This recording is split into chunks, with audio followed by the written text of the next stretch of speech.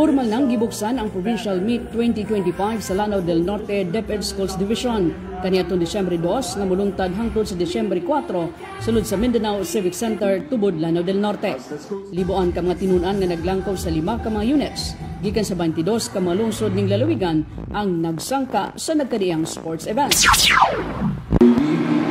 As the Schools Division Superintendent of the Division of Lanao del Norte, I hereby declare the 2025 Provincial Meet officially open. Gipahayag pa ni Assistant Schools Division Superintendent Dr. Javi Vigabria nga sa pagpahigayon sa Provincial Meet, dinhi sila mangita o mga atleta gamaon niya magrepresentar sa Lanao del Norte alang usab sa pahigayon nga Northern Mindanao Regional Athletic Meet kon NMRA.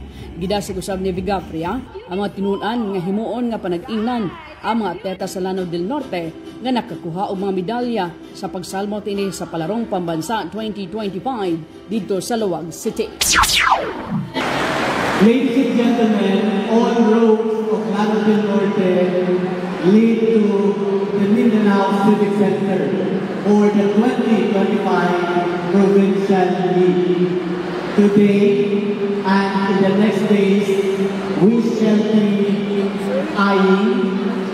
be looking for athletes who will be representing our division to the 2025 National NMRA Northern Mindanao Athletic League.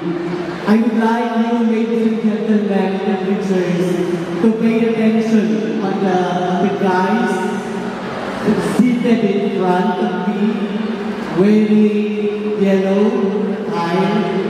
A round of applause for them, because these learners brought honor to our division. They are our medalists from the 2024 Palarong Pambansa in Lawag. Okay, just last year, they won medals, gold, silver, and bronze. Gipasalig usaw sa probinsyal nga kagamanan ang suporta alang sa mga atleta. Din gipahayag ni Provincial Administrator Lindon Calica nga sa pagpanguna ni Governor Khalid Maporo kinsa mahiligon usab sa sports, himuon ini ang tanan aron lamang masuportaan ang mga kabataan sa DepEd. Gani sa kasamtangan sila si Governor Khalid Maporo o giman igsuon ni ini nga si 2nd District Congresswoman Siti Amina Dimaporo ang aduna may mga programa nga pagpalambo sa sports dinhi sa lalawigan ang Kapatid Sports Program. 47 years ago, I was one of the students listening for the opening of the Provincial Meet. Dili na ako namalimtan because I was playing for baseball, district Salala. And now, 2025, I'm here talking to the students and the teachers of Lanao del Norte.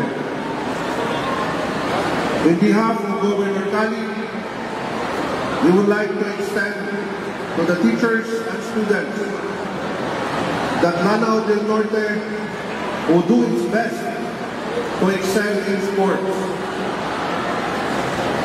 If you could hear the programs that Governor Khalid and Congresswoman Amina is doing for the Kapatid, is more in sports. And with the support of the provincial government, these programs will continue. And the breeding grounds of sports, future sports heroes of Lanao del Norte is DepEd.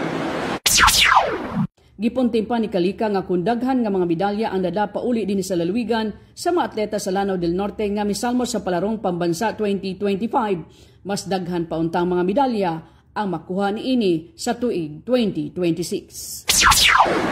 And I know that the program of DepEd will always be supported by the governor and the members of the Sangguniang Panlalawigan, headed by Vice Governor Alan Lim. If we excel and was able to get medals in 2025, let's do more for 2026. And Governor Khalid assures our students and teachers at DepEd that he will be always support the sports program of DepEd and of Lanao. Alang kang Vice Governor Alan Lim, nga unta maghatag og kalipay pagtulunan inuman kasinatian ngadto sa mga atleta ang provincial meet nga diin kini dili lamang alang sa kadaugan o kalampusan pinagi sa pagkuha og medalya apan usa-usab kakahigayunan aron maumol ang maayong kinaiya, disiplina ug imong respeto sa usag-usa.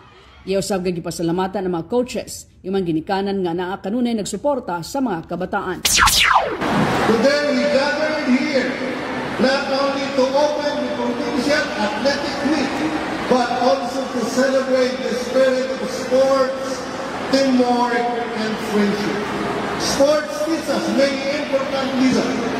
They remind us the success comes from discipline, to work and respect to others. They show us that winning is not about medals, but also about building characters and learning how to face challenges of life. Tambang nitubod Mayor Jimmy Cabajo gisamasab ang host town sa mong kalihukan ngadto sa mga atleta nga himuon nga usa ka maayong kasinatian ang mga kalihukan.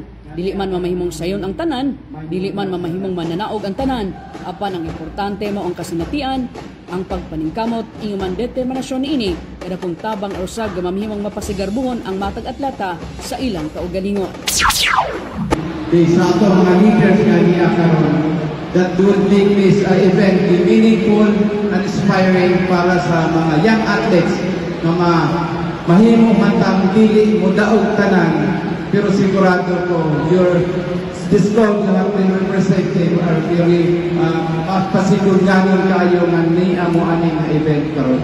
So Bitang usab sa opening sa provincial meet sila si board member Maida Tawan-Tawan, ang chairman sa Committee on Education sa Sangguniang Palalawigan. Kauban usab si board member Bob Andot, ang chairman sa Committee on Health. Si Schools Division Superintendent Dr. Edwin Maribuhok, ang formal nga mideklara sa pagbukas sa mga padula sa provincial meet. Ang Mindanao Civic Center usa sa mga venue sa mga padula nga gipahigayon. Adun sa mga padula nga gipahigayon sa Lanao del Norte National Comprehensive High School, ingon man covered court sa lungsod sa Baroy, pipila ka covered court sa lungsod sa Lala, ingon man Tubod Business Center sa lungsod sa Tubod. Magsangka ang 5 ka mga team gikan sa 5 ka mga units sa nagkaniyang duwa sama sa archery, arnis, athletics, badminton, baseball, basketball, billiard, boxing, chess, dance sports, futsal, gymnastic, para games, penkat silat, sipak takraw, softball, swimming, table tennis, taekwondo, tennis, volleyball, weightlifting, wrestling, iman, wushu. Kini sa Betzer W. Mabuan, alang sa DXNE Radyo Kalambuan News Update.